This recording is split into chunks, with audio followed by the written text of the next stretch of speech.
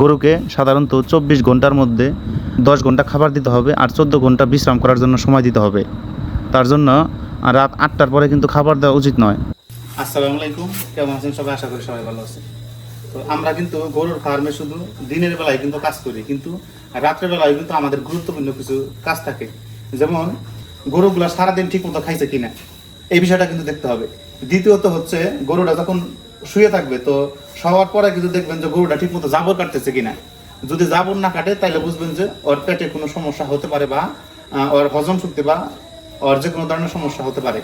দুই নাকের মাঝখানে যে জায়গাটা আছে, তো কালো অংশটা, তো এই জায়গাটা কিন্তু ভিজা ভিজা থাকবে এবং ফুটি ফুটি কিন্তু গাম জমা থাকবে, তাইলে বুঝবেন যে আপনার গরুটা সুস্থ আছে। যদি অতিরিক্ত মশা হয় সেক্ষেত্রে কিন্তু আমরা ফিনিশ স্প্রে ব্যবহার করতে পারি এবং বায়োনিল অয়েল দিতে পারি।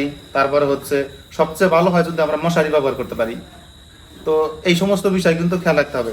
এরপরে যদি মশারি টানানোর কোনো ব্যবস্থা না থাকে তাইলে কিন্তু আমরা কয়েল জ্বালিয়ে দিতে পারি। তো আরেকটা ক্ষেত্রে কিন্তু অনেক সাবধানতা থাকতে হবে। যেমন কয়েল যখন আমরা জ্বালাই, অনেক ক্ষেত্রে কিন্তু দেখা যায় যে অনেক ফার্মের মধ্যে কয়েলের কারণে কিন্তু সমস্ত ফার্মের গরু টরু সহ শেড সহ কিন্তু আগুন ধরে একদম শেষ হয়ে গেছে। তো তো আমরা যখন কয়েল জ্বালাবো, তো কয়েলের আশেপাশে কোনো কাঠের টুকরো, তারপরে কোনো পলিথিন, তারপরে ত্রিপল বা হচ্ছে গরুর খাবার টাবার কিন্তু রাখা যাবে না। এরপরে হচ্ছে যখন আমরা বৈদ্যুতিক ফ্যানের ব্যবস্থা করি, ফ্যানটা যদি সারা রাত থাকে তাহলে ফ্যানের তারগুলো ভালো আছে কিনা, আমাদের ইলেকট্রিসিটি ব্যবস্থা ভালো কিনা, এই বিষয়ে কিন্তু খেয়াল রাখতে হবে। যদি আমরা এই কয়েকটি বিষয় খেয়াল রাখি তাহলে কিন্তু আমরা বুঝতে পারবো যে হ্যাঁ, আমরা নিরাপদে কিন্তু গরুগুলো রাখতে পারবো।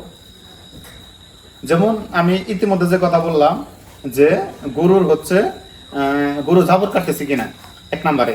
দুই নম্বরে হচ্ছে গরুর সামনের যে নাকের যে মাসল আছে, তো দুই ছিদ্রর যে গ্যাপ জায়গাটা যে মাসল, এই মাসলটা কিন্তু ভিজা এবং ফুটি ফুটি কিন্তু ছিদ্র ছিদ্র গাম থাকবে এবং শরীরের লোমগুলা কিন্তু স্বাভাবিক অবস্থা থাকবে। অনেক ক্ষেত্রে দেখবেন তো যখন শীত হয় তখন কিন্তু গরুর কিন্তু চামড়াগুলা বা চামড়ার লোমগুলা কিন্তু দাঁড়ানো থাকে, কিন্তু সুস্থ গরুর এটা কিন্তু হবে না।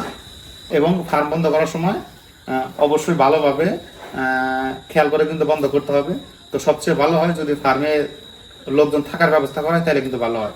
আর গাভীর ক্ষেত্রে, বাছুরের ক্ষেত্রে কিন্তু গাভী থেকে কিন্তু বাছুর আলাদা জায়গায় কিন্তু রাখতে হবে, তাইলে কিন্তু আমাদের গাভী এবং বাছুর কিন্তু নিরাপদ থাকবে। তো ধন্যবাদ সবাইকে, আজকের ভিডিও পর্যন্ত। আসসালামু আলাইকুম।